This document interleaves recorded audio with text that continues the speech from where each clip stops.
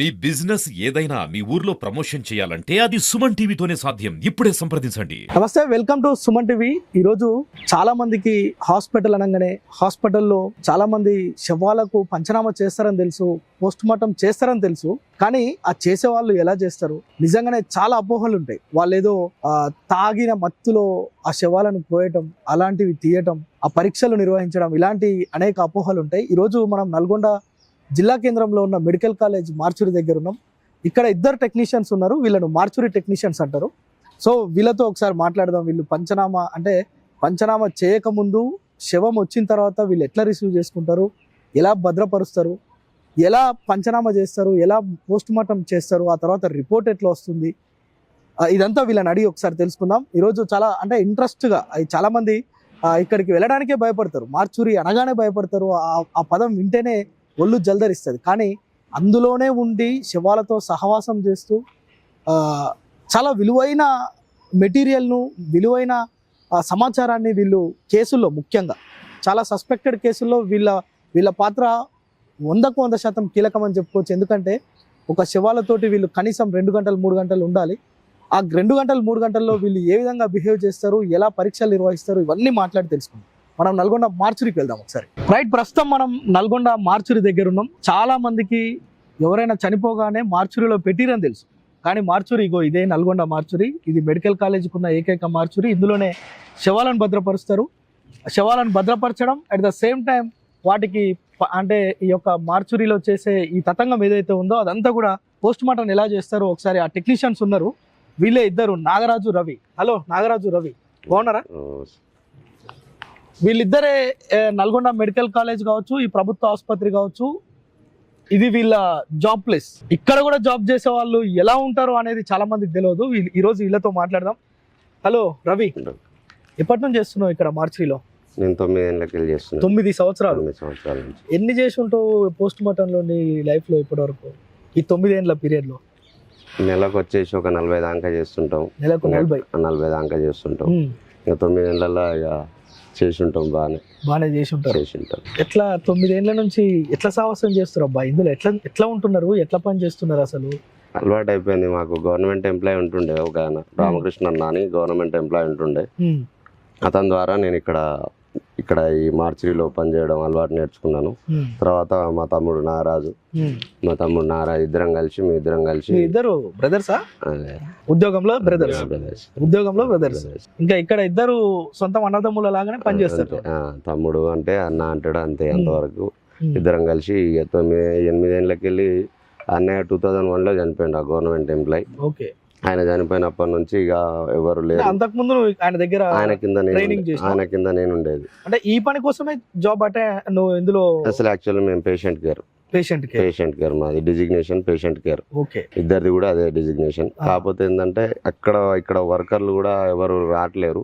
అంటే గవర్నమెంట్ కూడా వర్కర్స్ రావడానికి కూడా చాలా ఇబ్బందిగా రావట్లేరు. దానివల్ల మాకు అనుభవం ఉంది, కొంచెం 9 ఏళ్ళ నుంచి చేస్తున్న అనుభవం ఉంది కాబట్టి దాంట్లో మాకు తమ్మునితోని పాటు నా కింద తమ్ముని ఇద్దరం ఏ కేసు రాని, డీకంపోజ్ కేసు రాని, ఏ కేసులు రాని, ఏదున్నా ఎలాంటి కేసులు వస్తాయి ఇక్కడికి? అసలు కుళ్ళిపోయిన శవాలు కూడా వస్తాయి. ఒక్కొక్కసారి ఒక 4 రోజులు 5 రోజులు అయిపోయిన కుళ్ళిపోయిన శవాలు కూడా వస్తాయి. చూడంగానే ఏమనిపిస్తుంది అబ్బా? ఒళ్ళు జల్దరిస్తుందా?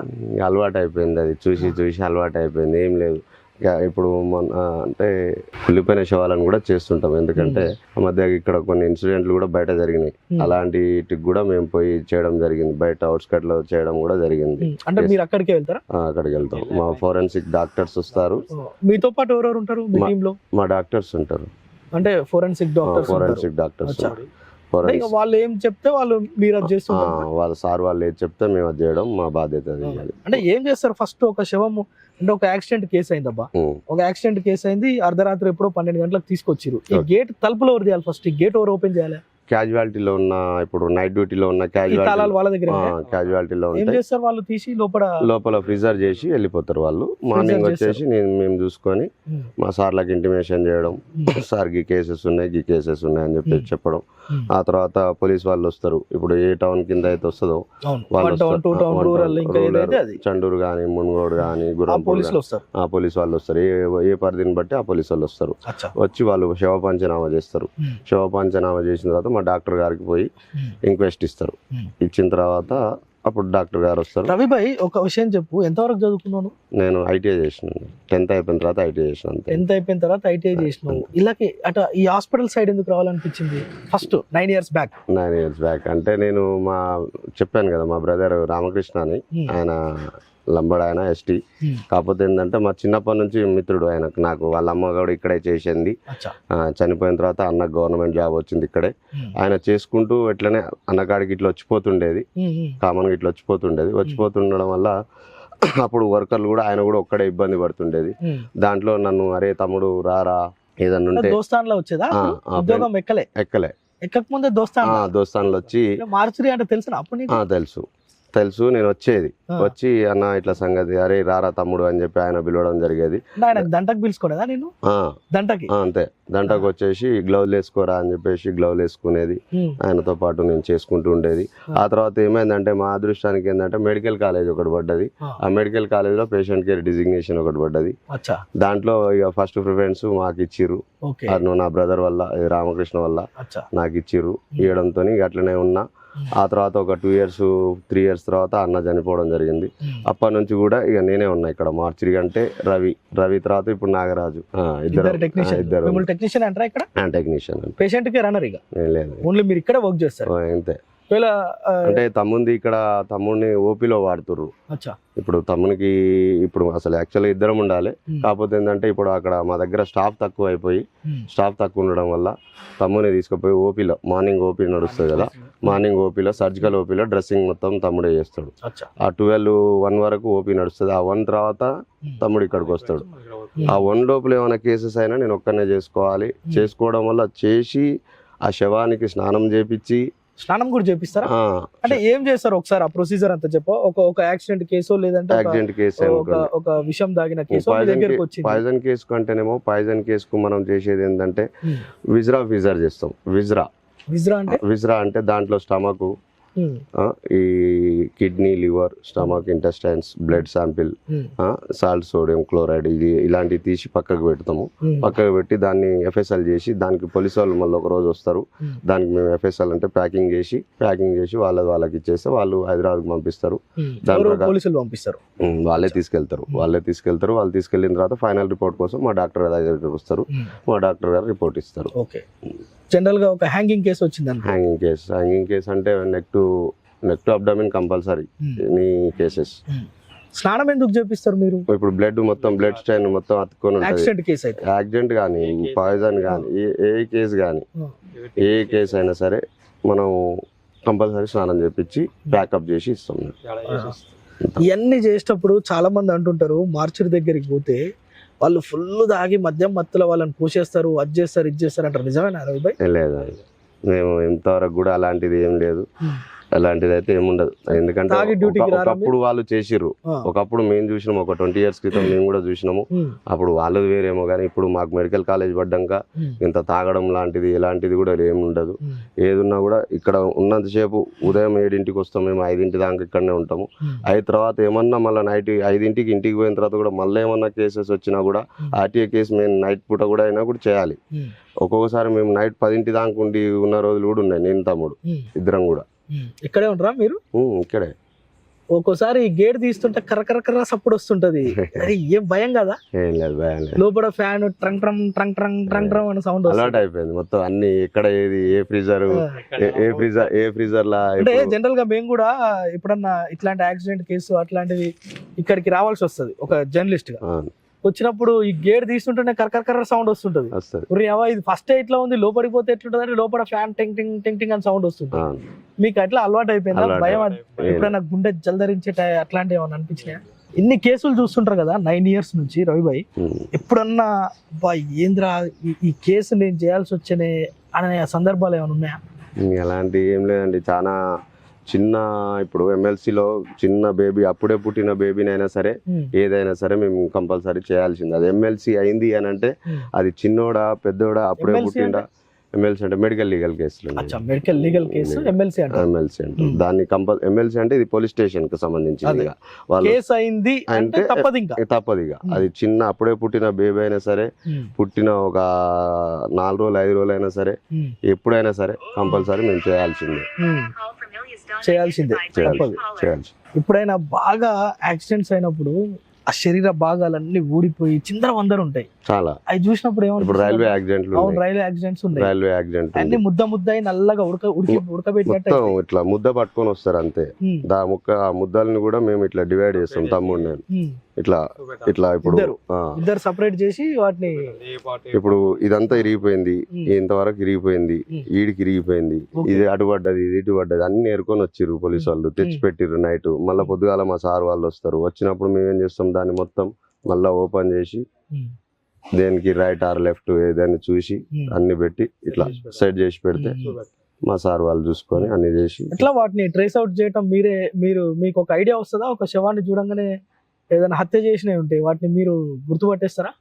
అదే అంతా మనకు అంత డాక్టర్స్ వాళ్ళే దగ్గర ఉండి చూసుకోవాలి. వాళ్ళే డాక్టర్. మీరు ఏదైనా చేసినప్పుడు పక్కన డాక్టర్ ఉండాల్సింది కంపల్సరీ. వాళ్ళు ఏంది మేము ఒక్కోసారి అర్ధరాత్రి అంటే వాళ్ళు వీళ్ళు లీడర్స్ అంటే మీ టైం అయిపోయిన తర్వాత కూడా కొన్ని చేయాల్సి వస్తుంది. లీడర్స్ ఫోన్ చేస్తుంటారు. ఆ ప్రెషర్ ఉంటుందా మీ మీద? అంటే మా మీద అంటే మా డాక్టర్స్ మాకు ఫోన్ చేస్తారు అంతే. మా మీద అంటే మా మీద ఏముండదు.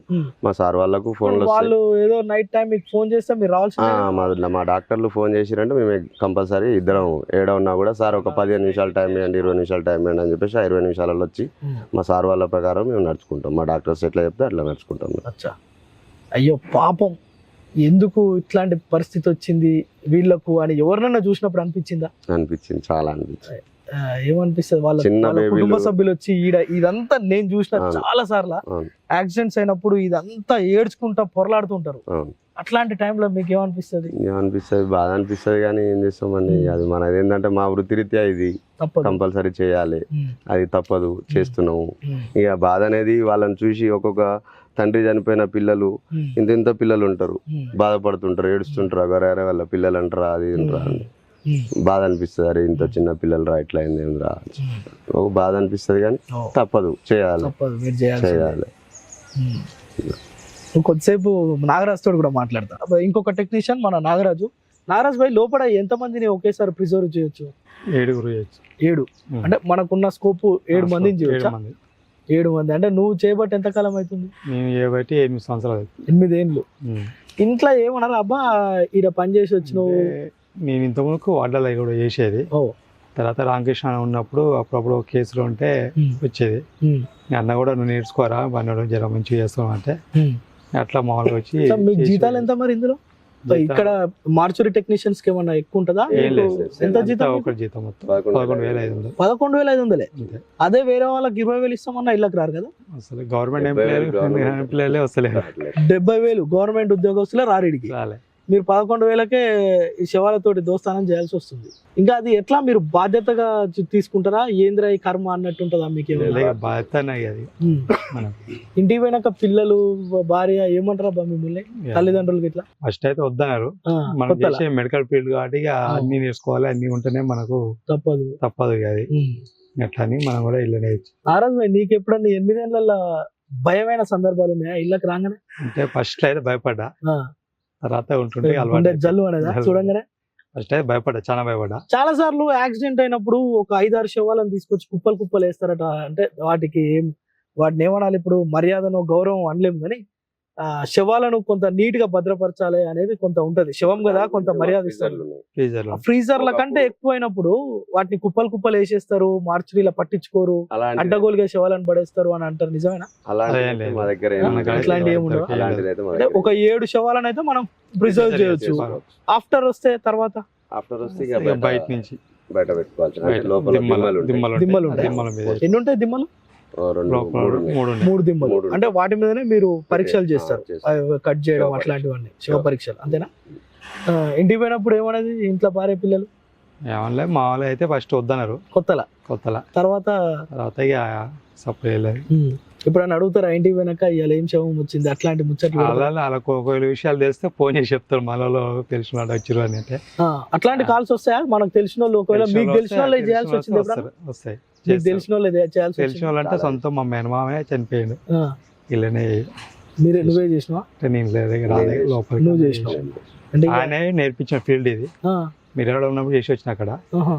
ప్రైవేట్ హాస్పిటల్ ఆయన ఫీల్డ్ ఆయన పంపిస్తే ఆయనతో ఎవరన్నా నీకు దగ్గర వాళ్ళని చేయాల్సిన సందర్భం ఏమైనా వచ్చిందా నాగరాజ్ భాయ్? దగ్గర వాళ్ళు అంటే ఇంతవరకు ఏం లేదు. ఇప్పుడు అదే వాళ్ళ మా మామ వాళ్ళ మామ వాడు చేయలేక నాకు చెప్పడం జరిగింది, ఆ. నేను చేసిన దాంట్లో. ఈయన చేయలేక నీకు అంటే మామ కనుక నేను రాలేను, నువ్వు బయట ఉంటానా, మీరు చేయండి అని అంటే ఇక ఇన్ని తప్పదు. 8 ఏళ్ల నుంచి చేసిన ఆయన కూడా మేనమామకు చేయాలంటే మామకు చేయాలంటే భయం అయింది కదా. జర వెనక ముందే ఆ. అట్లాంటి సందర్భాలు ఉంటాయి. సందర్భాలు ఉంటాయి. మా మిత్రులు కూడా ఎంతో మంది చనిపోయారు యాక్సిడెంట్ లో. ఉమ్, ఆ మిత్రులకు కూడా నేను చేయడం జరిగింది. చేసిండు కొన్ని చేసినాం తప్పలేదు. ఏడ్చుకుంటా చేయాలా అట్లాంటప్పుడు? ఇక బాధ అనేది ఉంటది, ఆ, కాకపోతే కన్నీటి రూపంలో రాదు. ఆ, ఇక లోపలనే ఇక. అంతే అంతే అంతే.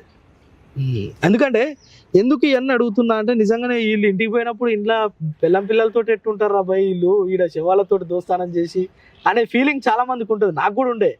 ఇంత జర్నలిస్ట్ అయినా ఇన్ని ఏళ్ళ నుంచి ఒక 15 ఏళ్ళ నుంచి నేను కేసులు ఉన్నప్పుడు వచ్చినప్పుడు కూడా అరే ఇళ్ళ పని చేసేటోడు ఇంట్లో ఎట్లుంటాడు రా బాయ్ అనే డౌట్ ఒకటి ఉంటుండే. అందుకోసం అని అడుగుతున్నా. జనరల్గా మీరు ఇంటికి పోయినప్పుడు ఇంట్లోతో ఎట్లా ట్రీట్ చేస్తారు? బాగా కుళ్ళిపోయిన శవాలను చూసినప్పుడు కూడా ఇంటికి పోయినప్పుడు ప్రశాంతంగా ఉండగలుగుతారా? అలవాటు అయిపోయింది కదా. అంతేనా? ఇంటికి పోవడం ముందే ఉమ్.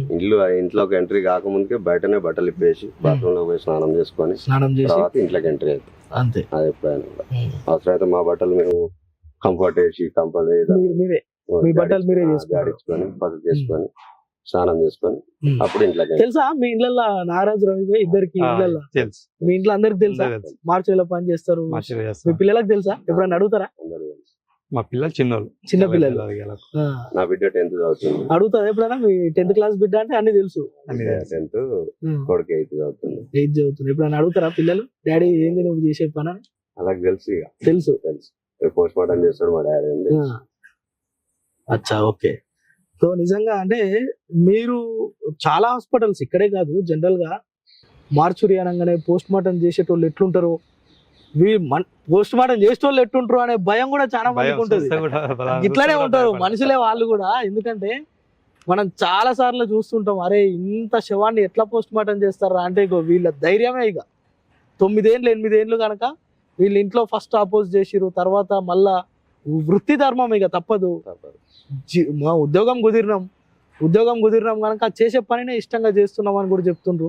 అంటే ఇట్లాంటి ఇంకా మీరు ఎవరికైనా ట్రైనింగ్ ఇచ్చే సందర్భం ఏమైనా ఉండేనా ఎప్పుడన్నా? అంటే మేము ఏం లేదు. అంటే ఏమైనా ఉంటే డాక్టర్స్ ఎవరన్నా ఇక్కడ అపాయింట్ చేస్తేనే వాళ్ళకి ట్రైనింగ్ చేయడం.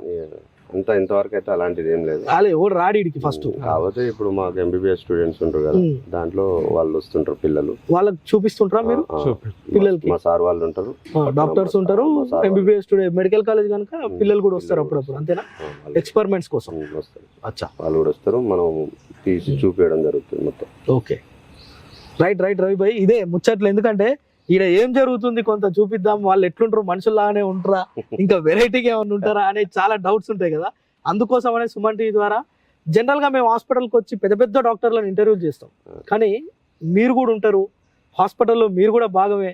మిమ్మల్ని చూపించాలని ఈరోజు వచ్చిన, థ్యాంక్ యూ, స్పెషల్ గా మీకోసమే వచ్చిన. Thank you, Thank you. Right Ravi bhai, Nagaraj bhai, thank you. మీ సేవలు ఇట్లనే. అంటే సుమన్ టీవీకి ఒకటి చాలా మందికి చనిపోవద్దు అనే ఆలోచన మాకు కూడా ఉంది, కానీ అన్ఎక్స్పెక్టెడ్ గా మాది చనిపోయి ఏంటంటే ఇక్కడికి వచ్చినప్పుడు. మాకు ఒక చిన్నది ఏంటంటే ఈ సుమన్ టీవీ ద్వారా మేము ఒకటి చెప్పదలుచుకుంది. చెప్పండి. మాకు ఒకటి, ఇప్పుడు గవర్నమెంట్ ఎంప్లాయీస్ లేరు ఇక్కడ, ప్లస్ ఏమన్నా పోస్టర్స్ పడితే మాత్రం జస్ట్ మాకు ఫస్ట్ ప్రిఫరెన్స్ ఇచ్చి జర మాకేదన్నా గవర్నమెంట్ చేసే విధంగా చూస్తే మాకు చాలా సంతోషం. 100% చెప్దాం మనం కూడా. ఈ రాష్ట్ర ముఖ్యమంత్రి కావచ్చు, ఇక్కడ ఉండే మంత్రులు కావచ్చు, ఇక్కడ ఉండే కాంట్రాక్టర్స్ కావచ్చు, అధికారులు ఎవరైనా, వీళ్ళు 10-11 వేలకే దాదాపు ఈ శవాలతోటి సహవాసం అంటే మామూలు మాటలు కాదు. మాట్లాడుతుంటేనే ఒళ్ళు జల్దరిస్తుంది. సో ఇట్లాంటి వాళ్ళకు నిజంగా కూడా వేతనాలైనా పెంచాలి. వాళ్ళు కోరుకునేది అదే. మేము ఇంత నిష్ఠతోటి పని చేస్తున్నామన్నా, మేము పని చేస్తున్నాం, ఇక్కడ ఇంత పని చేస్తున్నాం, మాకు 11,000 జీతం వస్తున్నాయి. మాకు రెగ్యులర్ పోస్టులు అంటే ఈ మార్చురీ టెక్నీషియన్ పోస్టులు ఏవైతే ఉంటాయో అవి పడ్డప్పుడు వీళ్ళకి ఫస్ట్ ప్రయారిటీ ఇవ్వాల్సిందే, వీళ్ళని పెట్టాలని. వీళ్ళు పెద్ద డిమాండ్ ఏం కాదు, ఇది ఏమో కొండ ఏదేదో పెద్ద ఊహించని కోరికేం కాదు. వాళ్ళు చేస్తున్న పనిలో వాళ్ళకు కొంత రెగ్యులరైజ్ చేసి కొంత జీతం పెంచితే ఇంకా కొంత సాటిస్ఫైగా పని చేయగలుగుతారు. ఎందుకంటే ఇక్కడ పని చేయడం అంటే ఇది సవాల్తో కూడుకున్నది. మనం జనరల్ గా యాక్సిడెంట్ కేసును చూస్తేనే నైట్ కొందరు నిద్రపోరు, కళలలో వస్తారని. కానీ వీళ్ళు ప్రతిరోజు అలానే నెలకు 40 చేయడం అంటే నాట్ ఎ జోక్. సో వాళ్ళు కొంత జీతం పెంచాలి, రెగ్యులర్ ఎంప్లాయీస్ గా పరిగణించాలని కోరుతున్న పరిస్థితి. అలానే మాకు ఇప్పుడు మా డాక్టర్స్ కూడా ఇద్దరు డాక్టర్లే ఉండరు. అచ్చా. మాకు మా డాక్టర్స్ కూడా అక్కడ కూడా మా సార్ వాళ్ళు కూడా Staff ఇద్దరు స్టాఫ్ లేరు, డాక్టర్స్ Okay. ఇద్దరే ఉన్నారు. ఓకే దాంట్లో ఒక సారు కేకే సార్ అని హెచ్ఓడి సార్, ఇప్పుడు present in-charge HOD okay. Krishnamurthy sir. Hmm. ఆ సార్ ఏంటంటే ఆల్రెడీ నాగర్ కర్నూలు సార్ది, అంటే అచ్చా. అక్కడ డ్యూటీ అక్కడ డిప్యుటేషన్ లో Deputation లో ఇక్కడ. డిప్యుటేషన్ లో సార్ ఇక్కడ ఉండరు. Hmm. ఇప్పుడు ప్రజెంట్ ఉన్నది ఎవరే అంటే ఒక రెహమాన్ సార్ ఒకరే. అచ్చా. రెహమాన్ సార్, కృష్ణమూర్తి సార్ ఇద్దరే ఉన్నారు. మా డాక్టర్స్ కూడా మాకు పొదవనే ఉన్నారు. వర్కర్ లాంటివా మేము ఇద్దరే ఉన్నాం. ఆయన కూడా ఏదంటే నడిపియాలి, నడుస్తుంది అన్నట్టు మేము నడిపిస్తాం. సార్ వాళ్ళు చెప్తారు, మేము చేస్తున్నాం, కొంత నడుస్తుంది. డాక్టర్స్ కూడా ఇక్కడ రిక్వైర్మెంట్ ఉంది. సో మీతో పాటు ఇంకా మీకు హెల్పర్లు కూడా అవసరం. ఇక్కడ మీకు జీతాలు పెంచాలి, హెల్పర్స్ అవసరం. డాక్టర్స్ ని కూడా మీరు కొంత పెంచితే మీకు కొంత ఈజీ ఉంటుంది. ఎందుకంటే వాళ్ళే రావాలి, వాళ్ళు ఉంటేనే మీరు చేయాలి కనుక వాళ్ళు ఇక్కడ లేకపోతే కష్టం, అంతే కదా. సో ఇది వాళ్ళ నిజంగా కూడా వాళ్ళు పెద్ద గొంతమ్మ కోరికలు ఏం కాదు. ఇక్కడ ఇద్దరే డాక్టర్లు ఉన్నారు, అందులో ఒక ఆయన డిప్యుటేషన్ లో ఉన్నాడు. ఆయన వాళ్ళు ఉంటేనే ఇక్కడ వీళ్ళు పని చేయాలి కనుక ఇంకొక 2-3 డాక్టర్లను ఇక్కడ వీళ్ళకి గనక కేటాయిస్తే వీళ్ళ పని త్వరగా అవుతుంది. ఒక్కోసారి 4-5 కేసులు వచ్చినప్పుడు ఇబ్బంది అవుతుంది. సో అందుకోసమనే వీళ్ళ జీతాలు పెంచడంతో పాటు వీళ్ళకి అవసరమైతే టెక్నీషియన్స్ ఇవ్వడం, లేదంటే ఇంకొక డాక్టర్స్ని కూడా ఇక్కడ కేటాయిస్తే బాగుంటుంది అనేది వాళ్ళ న్యాయపరమైన డిమాండ్, న్యాయపరమైన కోరిక. డిమాండ్ కూడా కాదు, కోరిక. సో ఇది నిజంగా వీళ్ళు మార్చురీ టెక్నీషియన్స్ అంటే వీళ్ళే. మార్చురీలో వీళ్ళు పనిచేసే విధానం అది. ఎవరు కూడా ఎప్పుడు తాగి మేము పని చేయమన్నా పని కనుక పనిలాగానే చేస్తాం. మాకు పనే దైవం లాగా పనిచేస్తాం. మా కుటుంబంలో వద్దన్నా కానీ మాకు ఇది అలవాటు అయిపోయింది, మేము ఇదే పని చేస్తున్నాం. సో ప్రభుత్వం కూడా మాకు కావాల్సిన వస్తువులు కొంత సమకూరిస్తే మేము ఇంకా హ్యాపీ అని చెప్పి చెప్తున్న పరిస్థితి. కెమెరా పర్సన్ సాయితో ప్రేమ్, సుమన్ టీవీ, నల్గొండ.